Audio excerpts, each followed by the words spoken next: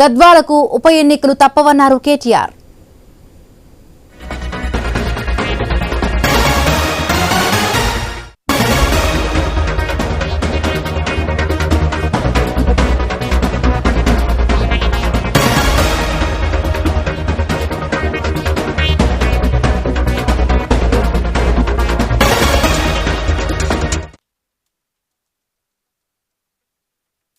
నేను అడుగుతా ఉన్న రేవంత్ రెడ్డి గారు, 2 ఏళ్లలో నీ పార్టీ నీ ప్రభుత్వం ఏదో పొడిసింది అని నువ్వు అనుకుంటే దమ్ముంటే నీ భాషలో చెప్తున్నా. నాకు భాష ఇట్లా మాట్లాడు ఇష్టం ఉండదు, కానీ రేవంత్ రెడ్డికి ఈ భాషలో చెప్తేనే అర్థమవుతుంది అని తెలుసు.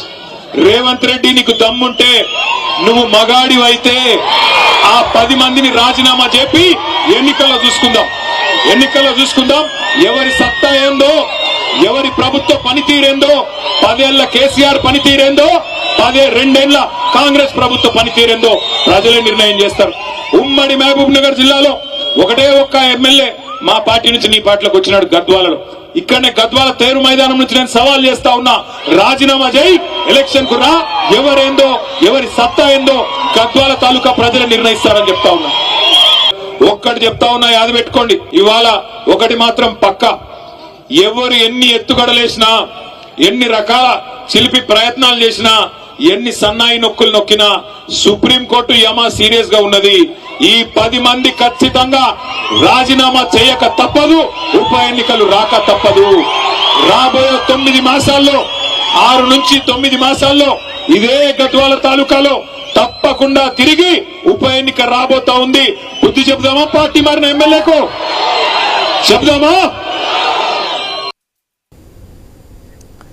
ఎమ్మెల్యేగా ఉన్న కృష్ణమోహన్ రెడ్డి తాను కాంగ్రెస్ లో చేరాల్సి వస్తే రైలు కింద తలపెట్టి చచ్చిపోతానని అన్నారు. కృష్ణమోహన్ రెడ్డి స్వంత అభివృద్ధి కోసం పార్టీ మారారా లేక నియోజకవర్గ అభివృద్ధి కోసం పార్టీ మారారా అని ప్రశ్నించారు. కృష్ణమోహన్ రెడ్డి బీఆర్ఎస్ లో ఉంటే ఎందుకు సభకు రాలేదన్నారు. ఆనాడు మీ ఎమ్మెల్యే కృష్ణమోహన్ రెడ్డి ఏం చెప్పినాడు?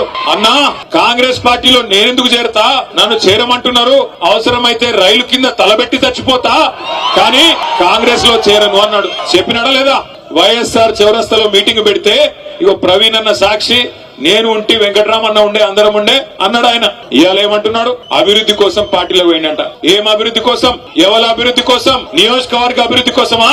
నీ సొంత అభివృద్ధి కోసం పోయినావా? దేనికోసం పోయినావు? ఆనాడు మీ ఎమ్మెల్యే కృష్ణమోహన్ రెడ్డి ఏం చెప్పినాడు?